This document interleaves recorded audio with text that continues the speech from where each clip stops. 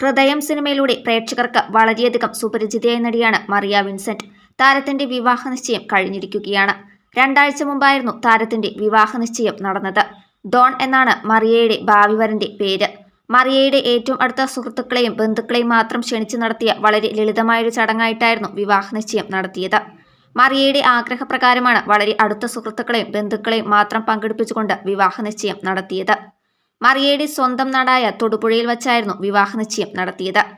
താൻ വിവാഹിതയാകാൻ പോകുന്നുവെന്നോ തന്റെ വിവാഹ നിശ്ചയത്തിന്റെ യാതൊരു വിവരങ്ങളോ സൂചനകളോ പ്രേക്ഷകർക്ക് മറിയ നൽകുകയോ അതിന്റെ ചിത്രങ്ങൾ പുറത്തുവിടുകയോ ചെയ്തിരുന്നില്ല.